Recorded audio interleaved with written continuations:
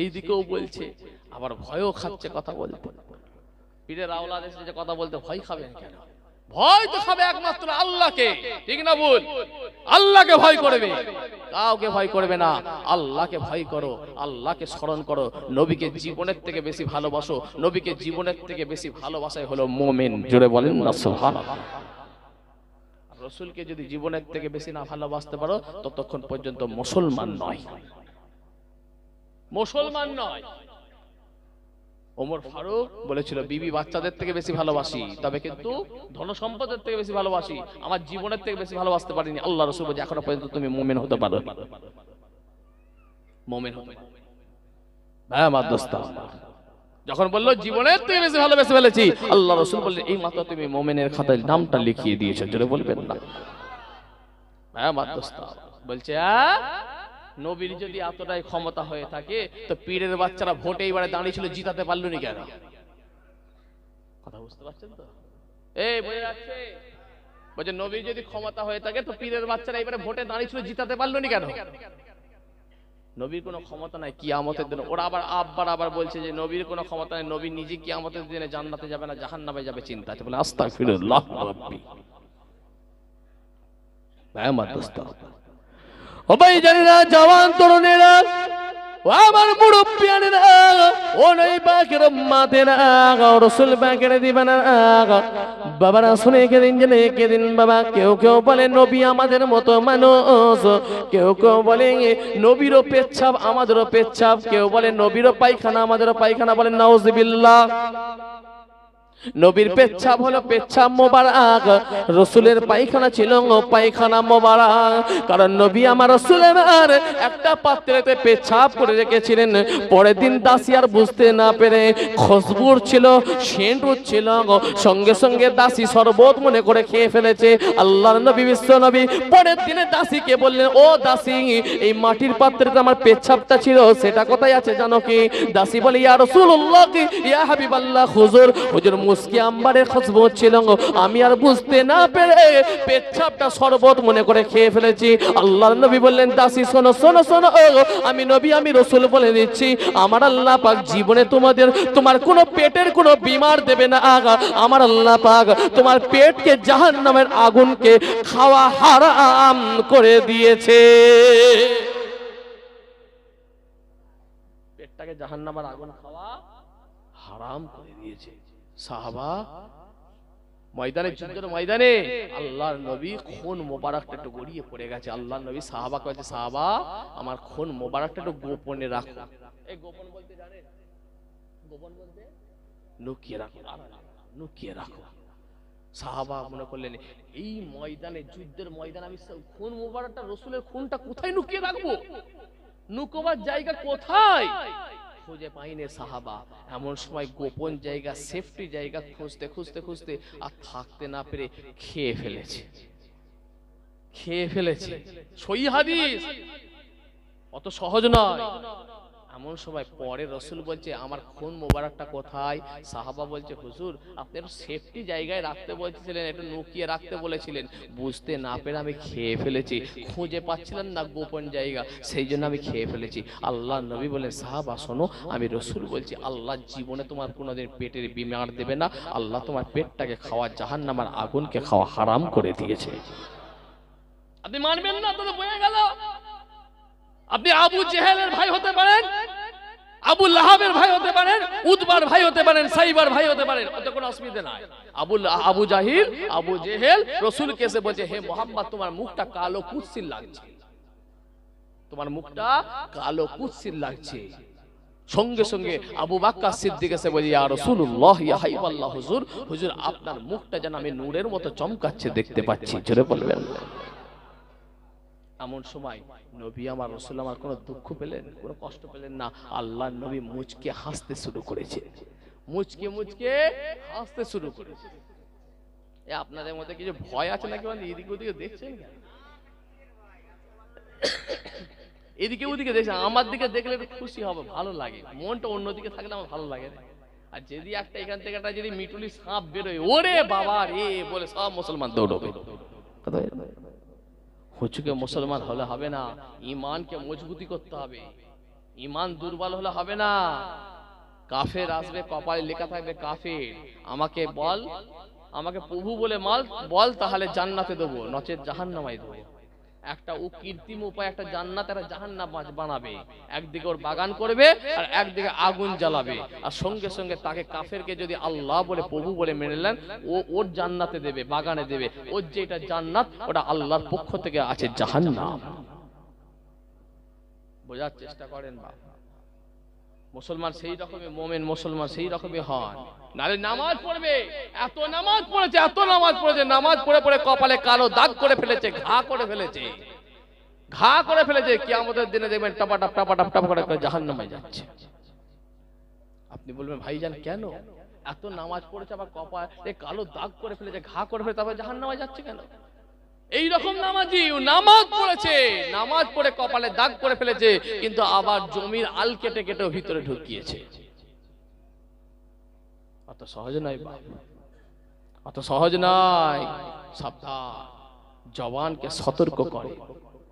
নামাজ পড়ে এসেছে, বাড়ির মেয়ের সঙ্গে নিজের পাশের বাড়ি ঝগড়া হচ্ছে, কোনো কথা না বলি, আমার কসম খেয়ে বলতে পারে, ডাইরেক্ট খবর আছে, একদম প্রমাণ সহকারে বলছি, কোনো কথা না শুনি একদম এক বুক দাঁড়ি, সে কি হলো মাথার টুপিটা খুলে মেয়ের হাতে দিয়ে কি করলো, জামাটা ভালো করে বেঁধে নিয়ে ক্যাঁচা বেঁধে বলছে কে আসবি আয়, শালা গোষ্ঠী পর্যন্ত উদ্ধার।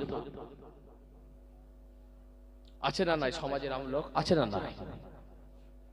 কটা দেখবেন, আমি প্রমাণ দেখিয়ে দেবো। অত সহজ নয়।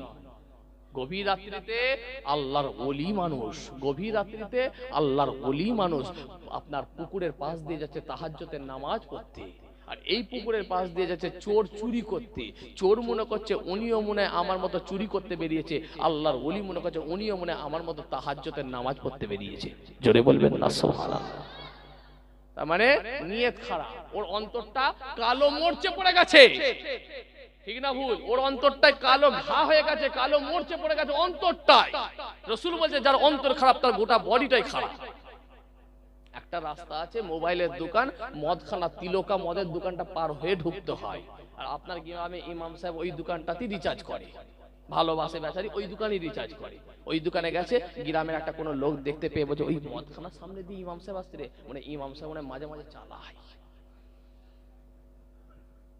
ঠিক বলছে না ভুল বলছে? সাবধান, হক কথা বলে দিয়েছে, সাবধান। এই কথাগুলো আমি আপনাদের কাছে গোপন কথাগুলো আমি আমার অন্তরে খোলা কথাগুলো বলে যাচ্ছি। ভাইয়া মা দোস্ত আমার, আবু জেহেল বলছে তোমার মুখটা কালো কুৎসিত হয়ে গেছে, সঙ্গে সঙ্গে আবু বকর সিদ্দিক এসে বলছে ইয়া রাসূলুল্লাহ হাইবাল্লাহ হুজুর, আপনার মুখটা যেন নূরের মতো চমকাচ্ছে, আমি দেখতে পাচ্ছি। আল্লাহর নবী কোনো দুঃখ পেলেন না, কোনো কষ্ট পেলেন না, মুচকে হাসলেন। মুচকে হেসে কি উত্তর দিলেন জানেন? আল্লাহর নবী মুচকে হাসতে হাসতে বলেন, হে আবু বকর, তুমিও ঠিক বলেছো আর আবু জেহেলও ঠিক বলেছে। আপনি বলবেন কেন? আল্লাহর নবী বলছে আবু বকর, ও কালো চশমা পরে দেখেছে, ও কালো আতস কাঁচে দেখেছে, কালো দেখতে পেয়েছে, তুমি সাদা আতস কাঁচ পরে দেখেছো, তাই আমি রাসূলকে তুমি সাদা দেখতে পেয়েছো। সাদা আতস কাঁচ বলে সাদা চশমা, সাদা চশমা নয় যে চশমাটা কালো ছিল মনে হয় তাই কালো দেখেছে, না, সাদা অন্তর। কথা বুঝতে পারছেন? অন্তর, সাদা অন্তরে দেখেছে তাই সাদা দেখেছে। খেয়াল করেন, লক্ষ্য করেন, আল্লাহ নবী, বিশ্ব নবী, বিশ্ব রাসূলকে আল্লাহ কি বড় নিয়ামত দিয়েছেন। ও ভাই জানেরা, জওয়ান তরুণেরা, ও আমার মুরব্বিয়ানেরা, ও নবী পাকের উম্মতেরা, ও রাসূল পাকের দিবানারা, বাবারা শুনে কেদিন জেনে কেদিন বাবা, নবী আমার আপনার মতো মানুষ নয়। নবী বলেছে আনা বাশারুম মিসলুকুম, আমি তোমাদের মতোই মানুষ। হ্যাঁ, আমিও মানছি নবী কথা বলেছে, কিন্তু তারপরে নবী কি বলেছেন? নবী আমার বলে দিয়েছেন আমার নিকটে আল্লাহ পাকের ওহী নাজিল হয়ে থাকে। শুনে রেখে দাও, জেনে রেখে দাও, রাস্তার ধারে টেল লাইনের ধারে পাথর আছে, আছে না নাই? টেল লাইনের ধারে পাথর আছে গো, গড়াগড়ি পাথর আছে গো, স্টোনচিপ পাথর আছে গো, মার্বেলের পাথর আছে গো, আপনার ঘরের স্টোনচিপ গড়াগড়িও পাথর আছে গো, সবের নাম পাথর, আবার এর নাম কিন্তু হীরের পাথর। হীরের পাথর যেমন আর গড়াগড়ি পাথর সমান নয়, নবীর সঙ্গে আপনার আমার অঙ্গ সমান নয়। শুনে রেখে দাও, জেনে রেখে দাও, হযরতে আদম আলাইহিস সালাম কি বলেছিলেন? হযরতে আদম আলাইহিস সালাম তাফসীরে আজিজের মধ্যে লেখা আছে, তিনি সন্তানকে বললেন, ও আমার পুত্র সন্তান, ও আমার ছেলে। হযরতে আদম আলাইহিস সালাম তিনার পুত্র শীষকে কি বলেছিলেন? তিনিও কিন্তু নবী ছিলেন, অর্থাৎ আবার আদম আলাইহিস সালামের সন্তান, তার মানে আমাদের হলেন আদি আব্বাজান। সেই আদম আলাইহিস সালাম তিনার সন্তান শীষকে বলেছিলেন, ও আমার পুত্র শীষ, যখনই তুমি আল্লাহর নাম নেবে তখনই কিন্তু তুমি মুহাম্মাদুর রাসূলুল্লাহ নামটা নিয়ে নেবে। যখনই আল্লাহর নাম নেবে তখনই মুহাম্মাদুর রাসূলুল্লাহ নামটা নেবে। আদম আলাইহিস সালামের সন্তান শীষ আলাইহিস সালাম বলছে, আব্বা কেন? ও আমার আব্বাজান কেন?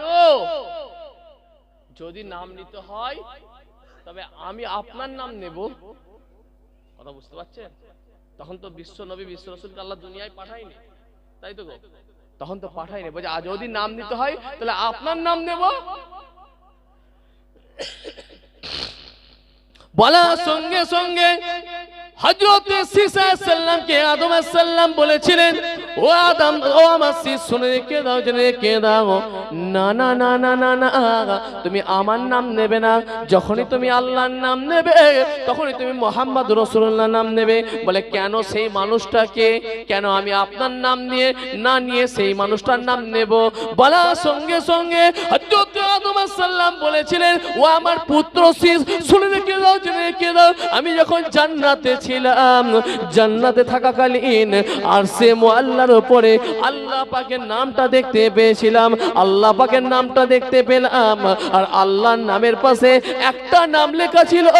আল্লাহ পাককে বলেছিলাম, আল্লাহ পাক এই নামটা কার, এই নামটা কার? আল্লাহ পাক বলেছিলেন, এ আদম, শুনে রেখে দাও, জেনে রেখে দাও, এই নামটা তারই নাম। মুহাম্মদ সাল্লাল্লাহু আলাইহি ওয়াসাল্লাম भी पैदा नहीं होता तो कुछ भी नहीं होता। ठीक कि ना बोलें? ठीक कि ना बोलें? मोहम्मद सल्लल्लाहु अलैहि वसल्लम भी पैदा नहीं होता तो कुछ भी नहीं होता।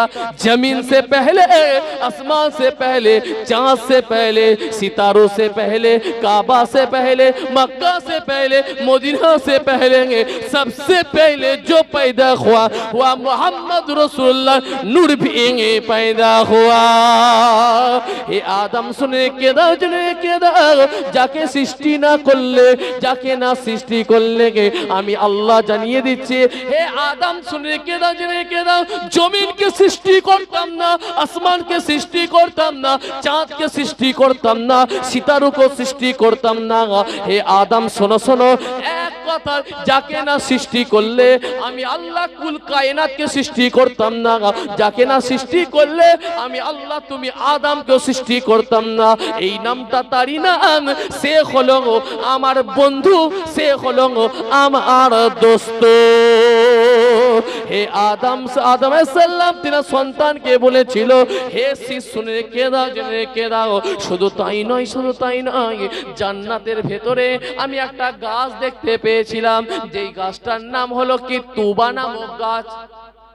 তুবা নামক গাছ, যেই গাছেতে আল্লাহ পাক অনেক পাতা দিয়েছিলেন, যেই পাতাগুলো কুল গাছের পাতার মতো দেখতে, ওই পাতাগুলো যত কুল গাছের পাতার মতো দেখতে, ওই যতগুলো পাতা ছিল ওই গাছেতে আমার আল্লাহ পাক প্রতিটা পাতায় পাতায় পাতায় পাতায় মুহাম্মাদুর রাসূলুল্লাহ লিখে দিয়েছে। শুধু তাই নয়, শুধু তাই নয়, জান্নাতে যত ফারিস্তাকে আমি দেখেছি, আমি আদম দেখেছি, প্রতিটা ফারিস্তাদের কপালে কপালে কপালে কপালে আমার আল্লাহ পাক মুহাম্মাদুর রাসূলুল্লাহ লিখে দিয়েছে।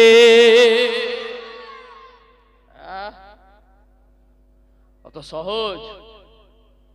বিশ্ব নবী, বিশ্ব রাসূলের বিরুদ্ধে কথা, আস্তাগফিরুল্লাহ, নবীর বিরুদ্ধে কথা বলতে লজ্জা করে না?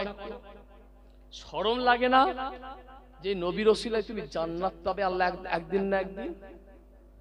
হ্যাঁ, আদম আলাইহিস সালামকে আল্লাহ জান্নাত থেকে বের করে দিয়েছিলেন, তাই তো? আল্লাহ পাকের দরবারে এত কাঁদতে শুরু করলে আল্লাহ মাফ করে না। আমি নিজে ঘুরেছি মক্কা শরীফে, একটা পাহাড়ের নাম হলো জাবলে রহমা। কি নাম? হাজী সাহেব কেউ আছে? হাজী সাহেব, মাশাআল্লাহ, শুকরিয়া, আলহামদুলিল্লাহ, আলহামদুলিল্লাহ, ও মা, মাশাআল্লাহ, অনেক হাজী সাহেব আছে, আলহামদুলিল্লাহ। আমাকে আল্লাহ পাক 16 সালে, 19 সালে, 22 সালে 3 বার নিয়ে গেছে, শুকরিয়া আদায় করে বলে আলহামদুলিল্লাহ। তো মক্কা শরীফে একটা পাহাড় আছে যার নাম হলো জাবলে রহমাত। জাবলে রহমাতে উঠেছেন? আলহামদুলিল্লাহ। হাজী সাহেবরা গেলি ওই পাহাড়ে ওঠে, আমি নিজেও উঠেছি। ওই পাহাড়ের উপরে উঠে হাজী সাহেবরা কি করে? 2 রাকাত নফল নামাজ পড়ে আল্লাহর দরবারে বিশ্ব নবীর ওসিলা দিয়ে দোয়া চাইতে থাকে, মাফ চাইতে থাকে। কারণ হযরতে আদম আলাইহিস সালামকে যখন আল্লাহ মাফ করছিলেন না, হযরতে আদম আলাইহিস সালাম ওই পাহাড়ের উপরে জাবলে রহমাত, ওখানে একটা খুঁটি মতো করা আছে, তাই তো? খুঁটি মতো করা আছে। ওই খুঁটির সামনে গিয়ে 2 রাকাত নফল নামাজ পড়ে আল্লাহর দরবারে দোয়া চেয়েছিলেন। আল্লাহ পাকের দরবারে বিশ্ব নবীর ওসিলা দিয়ে কেঁদে কেঁদে দোয়া চেয়েছিলেন। আমার আল্লাহ বলেন, এই আদম, আজকে এমন একটা মানুষের ওসিলা দিয়ে আমার দরবারে দোয়া চেয়েছো, আমি আল্লাহ পাক থাকতে না পেরে তোমাকে মাফ করে দিলাম। জোরে বলেন না নারে দেবে, নারে দেবে। অত সহজ ভাই আমার দোস্ত আমার, খেয়াল করে, লক্ষ্য করে, পরিবর্তন। আর দুঃখ লাগে, কষ্ট লাগে, আপনাদের এখানে এসে খুশি লাগছে। এখন কিছু কিছু জায়গায় আপনার এলাকায়, বিশেষ করে আপনার এলাকার কথা বলি, অন্য অন্য জায়গায় অনেকটা পরিবর্তন হয়েছে। আপনাদের এলাকায় কিছু কিছু জায়গায় জলসা এলে আমি দেখি যেটা জলসা না মেলা। কথা বুঝতে পারছেন? এই রানাঘাটের দিকে, এই জলঙ্গিতে কদিন আগে গেছিলাম, ওটা মুর্শিদাবাদ পড়ে যাচ্ছে যদিও। হ্যাঁ, আবার এইদিকে আপনাদের কি গোড়হালিয়া কি আছে নাকি একটা আছে, হ্যাঁ, কি বলে, ওইখানে এসেছিলাম কিছুদিন আগে। আমি ভাবছি যে জলসায় ঢুকার সময়, আল্লাহ, এই জলসায় ঢুকছি না মেলায় ঢুকছি? আস্তাগফিরুল্লাহ। ঢালাই রাস্তা দিয়ে আমার যখন ড্রাইভার গাড়ি ঢুকাচ্ছে, তখন দেখলাম কিছু আমার বোনেরা ঘুরছে, আমার ড্রাইভার হরেন টিপে রেখে দিয়েছে, তাদের কানে একটু সেঁদোচ্ছে, আওয়াজ সেঁদোচ্ছে না। কেন? আমার ড্রাইভার বলছে, ভাইজান, তাদের কানের ভিতরে গোঁজা আছে। কি আছে? গোঁজা আছে। আমি জিজ্ঞাসা করলাম, কি গো? খবর পেলাম, কি গো? বলছে, হুজুর, ওইটা কানের ভিতরে গোঁজা ছিল না, ও হেডফোন নয়, ওর নাম হলো মগজ ডালা। কি নাম? মগজ ডালা। সে কি? বলছে, ওটার দাম 7,500, 8,500, 9,500 এইরকম দাম। কেন না, মোবাইলে চালু করলে কানের ভিতরে দিয়ে তো মগজগুলো এইভাবে লড়বে, তার নামই হলো মগজ ডালা। সেই জন্য শুনতে পাইনি। আর গায়ে মাথায় তো ভালো করে কাপড়ও নাই। আস্তাগফিরুল্লাহ, নাউজুবিল্লাহ। যখন ড্রাইভার আমার হরেন দিচ্ছে, সামনের দিকে লাইট পড়ে আছে, গাড়িতে আলো চলছে, সামনের দিকে যখন লাইট পড়েছে, দেখছি মা বোন কোনো গায়ে মাথায় ভালো করে ওন্না নেই, আবার পিছন দিকটা, পিঠটা দেখছি দেখে গোল করে ফাঁকা, কারা তাকাবি তাকা। আস্তাগফিরুল্লাহ রাব্বি মিন কুল্লি যামবি বলে মুখে কাপড় দিয়ে বসে গেছি। আমার ড্রাইভার বলছে, ভাইজান খুব সাবধান। কেন গো? বলছে, প্রত্যেকের হাতে কিন্তু আছে একটা করে আদলা ইট। কি গা? না গো, হ্যাঁ ঠিক বলেছে, ফোন। ভাইজান বলছে, ফোন এত বড় বড়, এবার ধরা যায় না। দেখি লিখছে, লিখে আর পিছে পিছে ঘুরছে কারা গো? জলসা কমিটির সেগরে, কাটারি, কেস্তে, হাতুড়ি সব পিছে পিছে ঘুরছে। আর ওরা এইভাবে দেখি ঘুরছে, দেখি নাম্বার লিবি, এইভাবে দেখি ঘুরছে। আর বাপ ভাই কোনো বেহায়ার মতো ছেড়ে দিয়েছে, যদি একটা রং নাম্বারে লেগে যায় তো বিনা পয়সায় ক্লিয়ার। আমার কথা দুঃখ কষ্ট পেয়ে থাকলে আল্লাহর রাস্তায় মাপ চাইবো, তবে হক কথা বলে দিয়ে যাচ্ছি। খবর নিয়ে দেখেন আপনার গ্রামে এরকম ঘটনা ঘটেছে, ঘটেছে। খবর নিয়ে দেখেন, বাস্তব কথা বলছি ভাই আমার দোস্ত। আপনি দুঃখ পেতে পারেন, কষ্ট পেতে পারেন, আমি আপনাকে জাহান্নামের আগুন থেকে বাঁচাবার জন্য বলছি। কারণ আদ-দাউসু লা ইয়াদখুল জান্নাত, জান্নাতে যাবে না দাউস ব্যক্তি। একটা মহিলার জন্য বড় ভাই জাহান্নামী, একটা মহিলার জন্য স্বামী জাহান্নামী, একটা মহিলার জন্য বাপ জাহান্নামী, একটা মহিলার জন্য মা জাহান্নামী। হ্যাঁ আমার দোস্ত আমার, পরিবর্তন হন, ফিরে আসেন আল্লাহর রাস্তায়, শরিয়াতের রাস্তায়, ইসলামের রাস্তায় ফিরে আসেন। ভাই আমার দোস্ত আমার, আর আমার মা বোনগণ তো এখন আপনার সেই গ্রুপ লোন না কি বলে, গ্রুপ লোন আর বন্ধন ব্যাংকে জড়িয়ে গেছে। হাই রে হাই, এই নিয়ে গ্রামে সিরিয়ালে মগ্ন, আর বাকি টাইম গ্রুপ লোন করে গোটা গ্রামে গ্রামে ঘুরে বেড়াচ্ছে। আপনি বলবেন ভাইজান, আপনি আমার কথায় দুঃখ কষ্ট পেতে পারেন, আপনি বলবেন ভাইজান এসব কথাগুলো না বললে হতো না, কারণ এই কথাগুলো কে বলবে আমি যদি না বলি? আপনার গ্রামে ইমাম সাহেব বলতে পারবেন? হ্যাঁ বলবো তো, ইমাম সাহেব বলতে পারবেন না, কারণ ইমাম সাহেব যদি বলে পরের দিনে ওই বাড়ির মেয়ের বাড়ি থেকে রান্না আসবে, এমন লবণ দিয়ে দিবে কষে খাওয়া মাথায় উঠে যাবে। আমি বলে দিয়ে যাই, আমি এসেছি এক কাপ চা খেয়ে, নামবো সোজা গাড়িতে, অসুবিধা কিছু নেই। ভাই আমার দোস্ত আমার, দুটো কথা বলে যাই, হক কথা বলে দিই, তাতে পরিবর্তন হন। ভালো লাগে নেবেন, না ভালো লাগে জীবনের মতো আর ভিটে থেকে তুলবেন না, অসুবিধা না। আমি হজ করে এয়ারপোর্টে যখন নেমেছি, আমার সঙ্গে হাজি সাহেব নেমেছে। হাজি সাহেব যখন এয়ারপোর্টে নেমেছে, হাজি সাহেবের নওজওয়ান তরুণ যুবতী মেয়েটা বাপকে এয়ারপোর্টে রিসিভ করতে গেছে, আস্তাগফিরুল্লাহ, পুরুষের ড্রেস পরে গেছে। কথা বুঝলেন? নবী আমার, রাসূল আমার বলে কিয়ামতের আলামতের মধ্যে একটা সবথেকে বড় আলামত হলো মহিলারা অর্ধ উলঙ্গ অবস্থায় ঘোরাফেরা করবে। নবীর হাদিস মিলছে না মিলে নেই? রানাঘাটের দিকে দেখে যান, নিউ টাউনের দিকে দেখে যান, বড় বড় বিল্ডিং। রাসূল বলছে আখেরি জামানায় বড় বড় বিল্ডিং হবে, এটাও একটা কিয়ামতের আলামতের মধ্যে বড় আলামত। এমন বিল্ডিং মাথা উঁচু করে তুলে দেখতে হয়, 25 তলা 30 তলা। ভাই আমার দোস্ত, রাসূল বলছে কিয়ামতের আলামতের মধ্যে বড় একটা আলামত এটা। এয়ারপোর্টে যখন হাজী সাহেব নেমেছে, হাজী সাহেবকে অন্য হাজীরা জিজ্ঞাসা করছে, হাজী সাহেব এই নওজওয়ান তরুণ যুবতী মেয়েটাকে? হাজী সাহেব তো লজ্জায় মাথা নিচু করেছে, বলতে পারছে না এটা আমার মেয়ে। আস্তাগফিরুল্লাহ। কারণ হাজী সাহেব মনে করছে আমি হলাম এখন টাটকা হাজী। কি হাজী? টাটকা হাজী। আর টাটকা হাজীর জবানের কথা আল্লাহ পাকে আরশে মুআল্লায় তীরের থেকে আগে কবুল হয়ে যায়। যেটা বলবেন না সুবহানাল্লাহ। হাজী সাহেব তো চিন্তায় পড়ে গেছে। মদিনা শরীফে, মক্কা শরীফে অনেক ডায়লগ মেরেছি, আমার ঘরে অনেক পর্দার কথা বলেছি, আর এখানে তো সব জর্দা হয়ে গেছে। কি করে বলবো এটা আমার মেয়ে? কি করে বলবো? হাজী সাহেব চিন্তা ভাবনা করলো, দরবারে যাব, ভাইজানদের দরবারে 3 দিনের জলসায় গিয়ে একটা বুরকা কিনে নিয়ে গিয়ে মেয়েকে বলছে, মা আজ থেকে যখন বাইরে বেরোবি বুরকা ছাড়া বাইরে বেরোবি নি, মানুষের কাছে মুখ দেখাতে পারছি না মা। মেয়ে বলছে আব্বা বুরকা পরতে রাজি আছি, তবে তুমি যা বড় ঢিলে ঢালা বুরকা নিয়েছো, এ বোরকা আমি পরবো না। এই বোরকা পরে বেরোবো যদি হয়, তাহলে বোরকাটা বাজারে নিয়ে গিয়ে দুদিকটা একটু মেরে 34 ইঞ্চি স্কিন টাইট করে এনে দাও। হাপুস হাপুস করে যায়, ই পরবো না। বাপ হাজী সাহেব তাই করে দিল। মেয়ে বাইরে দিয়ে বেরোলো, আস্তাগফিরুল্লাহ। প্রত্যেকে আপনার নওজওয়ান তরুণ যুবক থেকে মুরব্বী প্রত্যেকে তাকিয়ে চোখের জিনা করলো। খুব সাবধান, সাবধান। হাত জোর করে বলি পরিবর্তন হন, ফিরে আসেন আল্লাহর রাস্তায়, ফিরে আসেন শরীয়তের রাস্তায়, ইসলামের রাস্তায় ফিরে আসেন, আল্লাহর হুকুম মেনে চলে। আপনাকে গ্রাম থেকে যদি আব্দুল জব্বার, আব্দুল সত্তারকে কাল বেলা 10টায় কোর্টে এসে হাজির হওয়া বলে, পুলিশ যদি চিঠি করে, মোটা ভাই যদি ডাকে, সব কাজ ফেলে যেতে হবে। হবে না? হবে না? হবে না। গেলে পুলিশ এসে তুলে নিয়ে যাবে। কবার ডেকেছে? একবার। রাস্তা দিয়ে চললে ট্যাক্স দিতে লাগে, পানির বোতল কিনলে ট্যাক্স দিতে লাগে। আমার গাড়িটা 44,000 টাকা করে ট্যাক্স দিতে হয়, ট্যাক্স দিতে লাগে। সবে ট্যাক্স দেওয়ার পরও রাজ্য সরকার, কেন্দ্র সরকার ডাকলে যেতে হবে, কারণ আপনি সেই সংবিধানের মধ্যে আছেন। আর আপনার ইসলামও বলছে হুব্বুল ওয়াতানি মিনাল ঈমান, দেশকে ভালোবাসা হলো ঈমানের অঙ্গ।